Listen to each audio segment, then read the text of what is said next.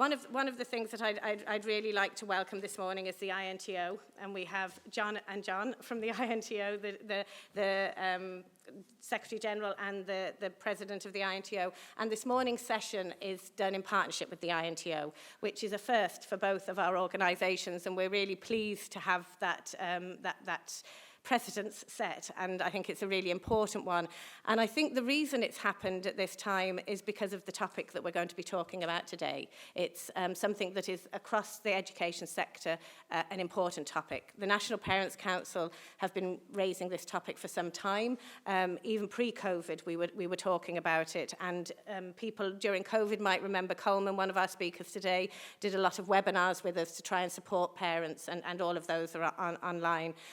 And I suppose one of the difficulties that we started seeing before COVID was that parents were coming to sessions that we were doing around supporting parents to support their children's mental health, which is a session that we do in partnership with St. Patrick's Mental Health Services. And parents were coming to us, and we'd noticed a trend that they were talking about mental health issues with their children that were increasing in severity from previous years.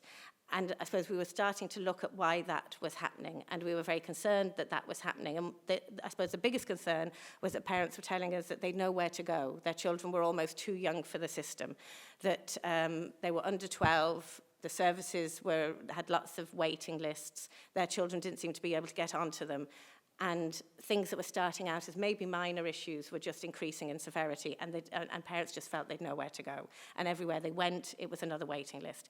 So we were already aware of that, and I suppose then COVID hit, and we were hearing more and more from parents that children who'd never struggled before were now struggling, and those children that were struggling before were having increased difficulties. So we're hearing that all the time from parents, so we felt that we needed to do something about it. And we launched a campaign earlier this year with St. Patrick's Mental Health Services to try and campaign for mental health services universally provided in schools.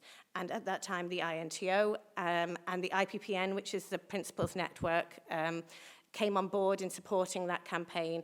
Also, Mental Health Reform came on board in supporting that campaign. So we have a number of organisations that really believe that that's the right thing to do.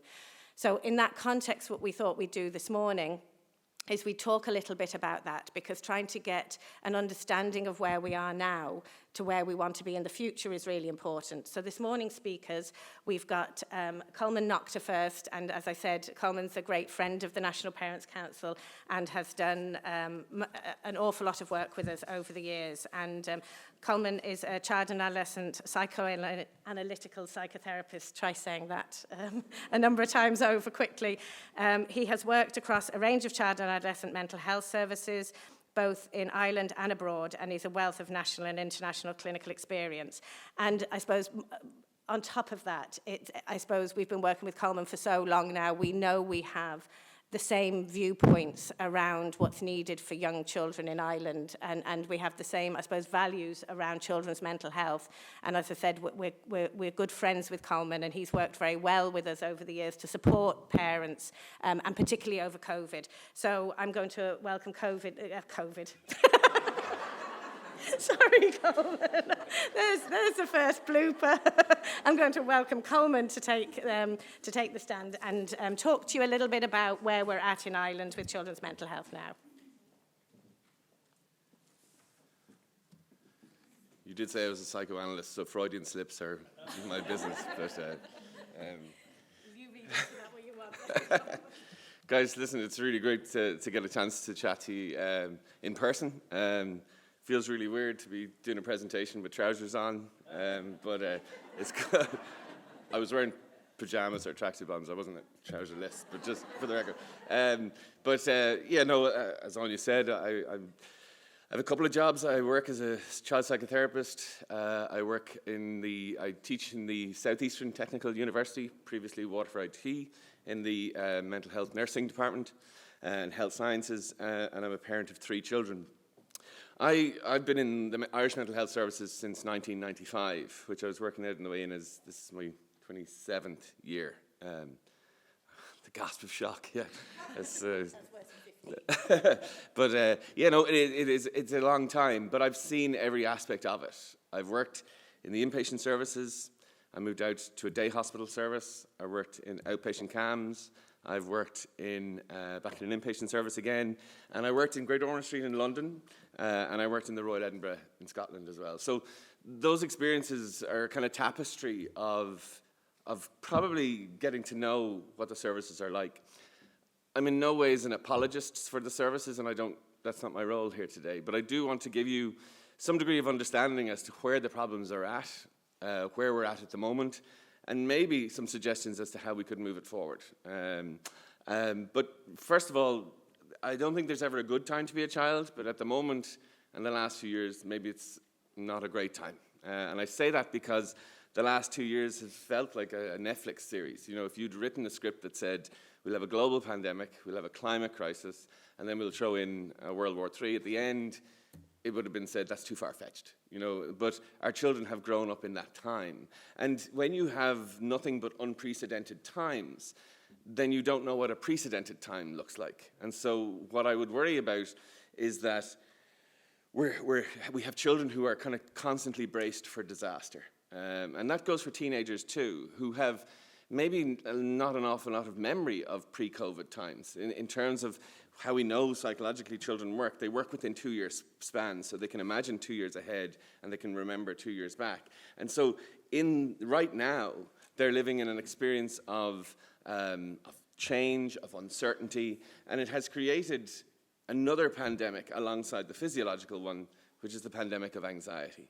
And if I'm to just explain to you, and I've said this many times, but I repeat it, anxiety is the fear of the unknown. That's exactly what it is. So we're living through the most collective unknown of our times. And that even whittles down to kind of parish issues around cost of living, the fuel prices. Children are not immune to that. They pick up on all of those anxieties. Where is this going? And so during the pandemic, children were looking to the adults in the room and saying, well, what's the answer? And the adults shrugged their shoulders, and we looked to government, and government shrugged their shoulders, and we looked to the World Health Organization, and nobody really knew. And so we had what was, I would call, a surge of anxiety. And I would say to you that prior to the pandemic, I'd probably get about 3 or 5 emails a week looking for support from people.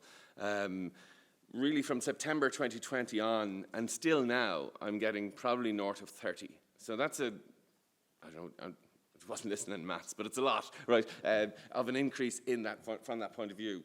And then we say kids are resilient, they'll get over it. And I would really like us to rephrase that and say some kids are resilient, some are not. And if we look at resilience, what is it? It's the ability to recover from tough times, to be able to come through something. Now, there's a real myth out there that adversity creates resilience. So the tougher your life is, the more resilient you become. That is not true. That's not how this works, right? Resilience needs something to exist first, and your resilience determines how you respond to adversity. So what are the things that make children resilient? What are those ingredients?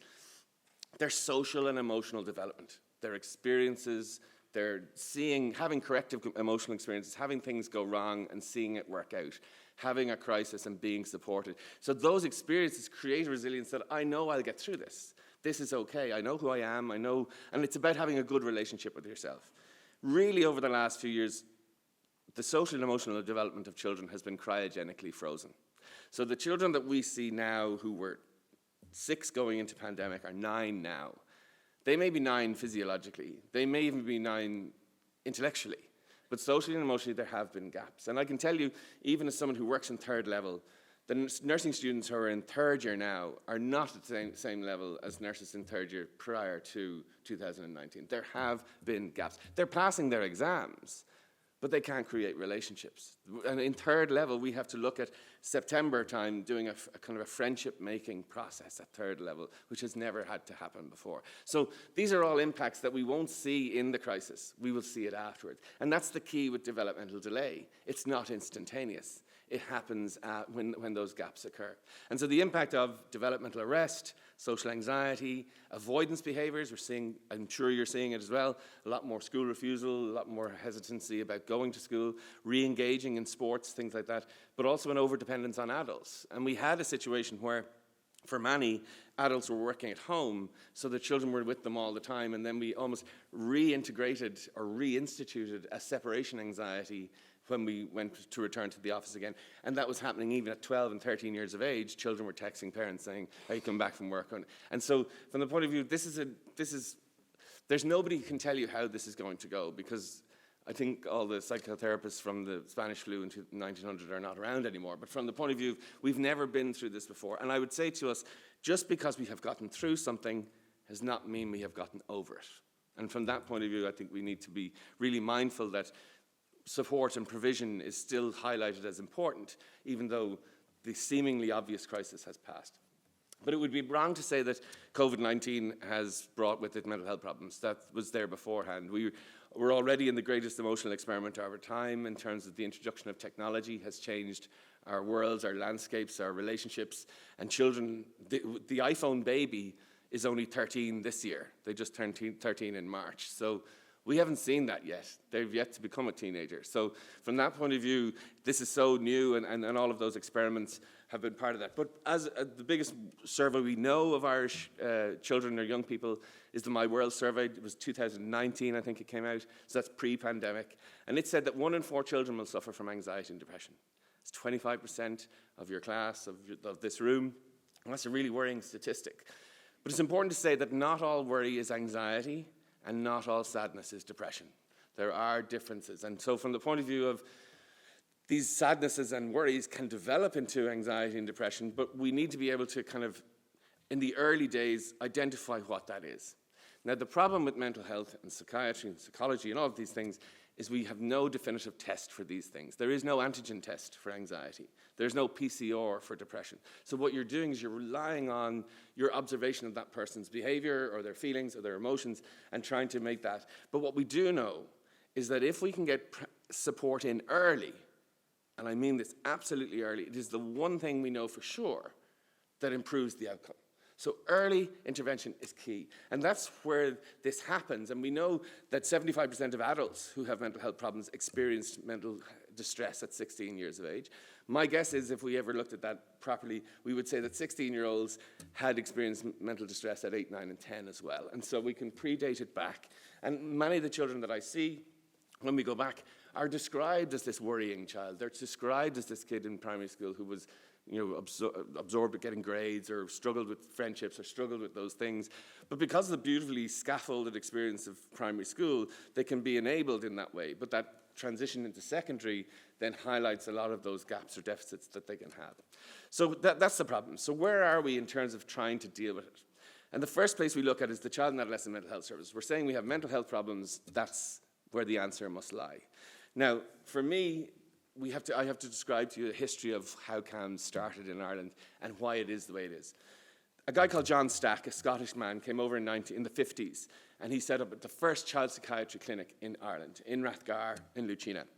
In 6 months, he had 2 referrals. And he said, this is amazing. Ireland is a medical miracle. We don't have children with mental health problems. What happened was we said, actually, we do have children with mental health problems. We just have a huge stigma problem. So because psychiatry is over the door, nobody's coming. So they thought, much like the marathon to the Snickers or the Opal Fruits to the Starburst, we'll change the name, right? So they changed it to the Child and Family Centre. Whoosh! It all came, all this stuff came. Social problems, problems with overcrowding, problems with every sort of thing. But the psychiatry people were kind of going, we can't really manage this. So they got a multidisciplinary team to try and cope with it. But they couldn't cope with the numbers, and they couldn't cope with what they were getting, because it wasn't mental illness issues, it was lots of other issues as well. So then they changed it in the 80s to a child guidance clinic, because they found they were doing most work with parents and not with children. That problem still arose, and in the mid-90s or late 90s, they changed it back to Child and Adolescent Mental Health Service. And so they're trying to relabel or reconfigure what it is that they do. I worked in CAMHS for a long, long time. And I can tell you I worked in a triage post, so I got all the referrals in. And you're getting things into CAMHS like a GP writing a letter saying, please see this deceitful child, right? That's not a mental health problem. That's not an illness. There may be issues here.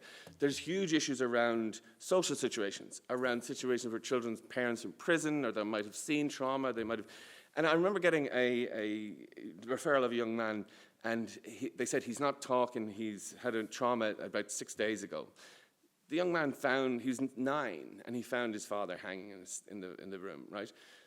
So we were saying, well, we have to see him right away. And the consultant psychiatrist says, no, we don't. this isn't a mental illness. This young boy has seen a trauma, and trauma is not a mental illness. And I remember fighting, saying, no, we have to go and see, we have to offer something. And he said, this child needs something, for sure, but they don't need to come to us. Because we're medical, we're in health, we would look at medication and stuff. They need psychological support, they need emotional support, but they don't need to be inducted into a psychiatric service and become a veteran of the psychiatric service for the rest of their lives. So in that moment, I kind of said, well, maybe we're not the answer to everything. So, and from what I gather is, and this is how I see it as happening, if you say CAMHS as plumbers, right? Just bear with me for this one, right? And they're really good at plumbing. And someone says to them, come here, my bathroom needs a bit of tiles on it. I can't find anywhere. There's no tiler for miles. Would you do me tiles for me? And the plumber's going, it's not really look, I'll do it, right? And he makes an attempt at it and it looks decent, but it's probably going to fall off in the next 6 days because it's not his area. Then the neighbor comes in and goes, I hear you're doing a bit of tiling. I need to do tiling as well, right? So the CAMHS get doing tiling. And before you know it, the plumber he's tiling, he's cutting gardens, he's doing all these things.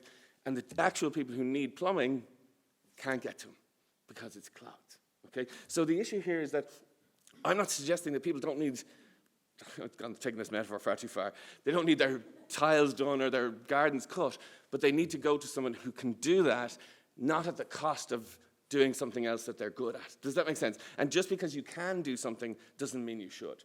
So this is what the CAMHS structure looks like, and bear with me, it's a bit technical. There's tier 1, 2, 3, and 4, right, ideally. So tier 1 is that primary care. So that's where you first meet someone. It's screening for mental health problems. It's first level support. It's GPs, community psychology, NEPs, assessment of need, that sort of stuff. Tier 2 then is the CAMHS outpatient clinic. So there's something has been identified as a problem and you're going for treatment of that condition. Then you've kind of day hospitals, which sometimes are tier 2, sometimes tier 3, and then you've generic inpatient units where somebody needs residential care or 24-hour care support, right? When we look at the Irish CAMHS system, there's a real problem, right? Because if we look at that model, it looks like this. Right? The ideology is huge primary care, small secondary care, small tertiary care, tiny specialist services, right? So it should be less as you go. This is what we look like. Tiny primary care, massive secondary care needs, middling tertiary, and no specialist services, right? That's where the airlock is happening, is because we haven't invested properly. This is effective. This is not. Can you see where everyone's missing that first step? They're all landing in the second one. So what we're saying is, we'll just build more CAMHS services. So we make that secondary care even bigger. No, it's not going to work. This is an infrastructural issue. The issue is, people are not being caught early enough, and then they are developing difficulties. You're on a waiting list for mood and disorder and sadness and anxiety, and you get seen 18 months later. You can bet that that's got worse, because there hasn't been intervention. You've been at home, you've missed school for 6 weeks, whatever it might be. So children's needs are health, education, and social, right? CAMHS is health. That's its model, is that their medical, their team lead is psychiatry. And so they need someone who's coming with a symptom in order to treat that. And they're good at that. They're not terribly effective, and I apologize to any CAMHS teams, for children with trauma, social issues, behavioral issues. Those children are better placed they need psychological support, but not through a medical system where they'll get labeled and where they'll get a diagnosis and where they'll get medicine in the point of where they might need care, a talking ear. Like, people come to CAMHS services and they're saying, I remember this other lady came to me and she said, my child, I think he has ADHD. And then you're looking and this mum had really issues with learning. Her husband was in prison. They had, the whole social situation was really difficult. You can't say this kid has ADHD because they've no structure in their lives. This lady doesn't need a glamorous weekly appointment in a CAMHS team. She needs someone to give her a hand to get these kids up in the morning, to help her with diet. I looked at the shopping bag and it was Brennan's bread, Coke, and crisps. That was the diet for the week. And so from the point of view of, that's not going to be served by CAMHS. That's going to be served by social needs. And that's where we need the likes of TUSLA and other services to step into the breach and take that. CAMHS is the bold child of the health services, for sure it is. But it may be for other reasons other than that. So another thing that is an issue with CAMHS is it's defined by what's around it. right? So if you have a CAMHS team here and you have an ASD specialist service and you have an issue for learning difficulties where kids with dyslexia, dyspraxia can get treated, if you have a specialist treatment service for community psychology, family resource centres, then CAMHS will function fine. But if you have none of the other things, they'll all end up going there, right? And what we need more than anything is a primary care model. We need help in schools. We need them in GP surgeries. We need people meeting you at the front line to say, what's the issue? And the Dublin airport thing is perfect because we've seen the mess in there. You know when you used to go to the airport and you used to get there in the front, the pink T-shirt people would come out and go, show us your ticket. Oh, you need to be over there. So rather than having everyone standing at the big screen looking underneath it, it created order. We don't have that. So people go to the GP. GP looks for the waiting list and said, I think you'll get here in 2 years and this is 2.5 years, so I'll send you here, right? They get to the top of the queue. And you go, you should have been over there. This is not the queue for you. So then they have to rejoin the queue over there. We need somebody or a service that meets people at the front and says, I know what queue you need to be in. I know what service you need, and I know how to get you there.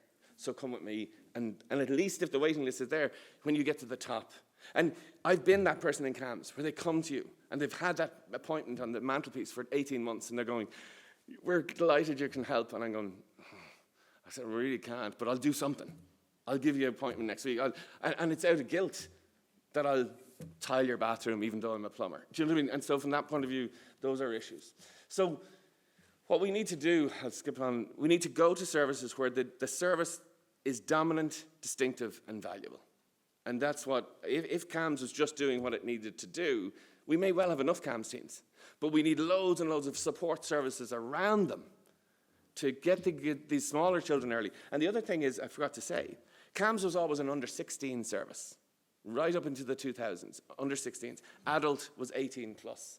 So the 16 and 17-year-olds were lost in an abyss. They had no service in this country for decades. So obviously we said we need to address this. So we moved CAMHS from an under-16 service to an under-18 service. The reality is 16 and 17-year-olds require the same resources as a full under-16 service because their difficulties are more needy, they have hospital admissions, they're much more high risk. And what we did was we didn't increase any resource, we just extended it at the cost of the under-12s. So the under-12s who used to come to CAMHS and get help for those sorts of things don't come anymore.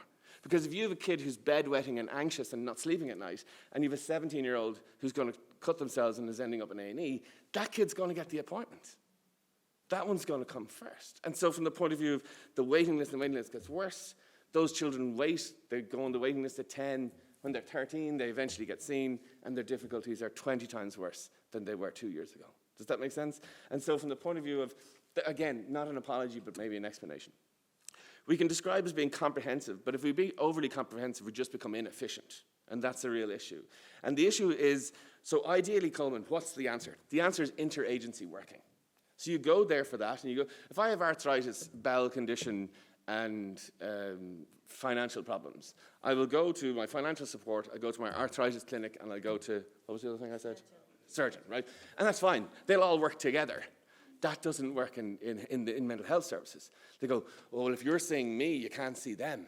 Because what if they say something to you and upset you and you harm yourself and end up in the court? I have to stand in the dock and defend it. And I wasn't there, so I have no control over that. So you have to come to me. So now a kid has dyslexia, learning issues, and a substance misuse problem and a mood disorder. So they come to psychiatry, and psychiatrists go, I'll look after the mood disorder, but I can't do anything else with the other stuff. So then you go, well, I go to the educational support for my dyslexia, and they go, actually, you're in CAMHS, so you stay over there with them. And then you go, well, I actually have a weed problem as well. And they go, okay, well, stop smoking weed and come to CAMHS.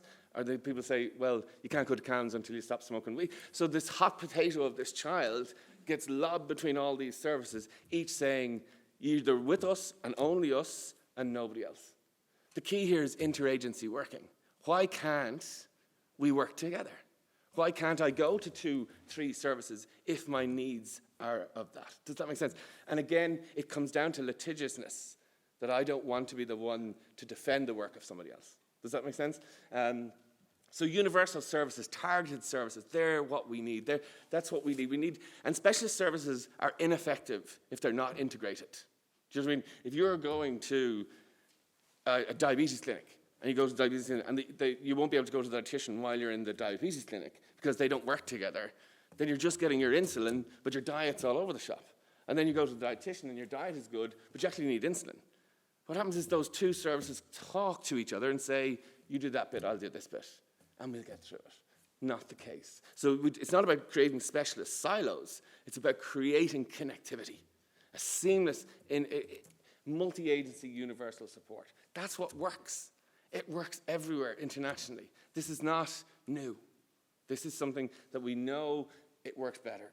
So the answer may not be more mental illness services, and I think that's an issue. I do think calling CAMHS a mental health service, I understand the political correctness of that, but it is an illness service. Like they treat children with anorexia, OCD, depression, anxiety. Like we don't have a kind of cardiac health service. We have cardiology.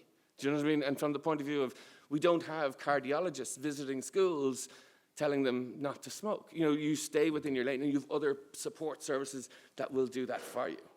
And I strongly believe that we don't need more mental health services or more mental illness services. We need more and more psychological and emotional support services that will create that. And we also have to address cultural issues as well, right? It's easy to feel helpless.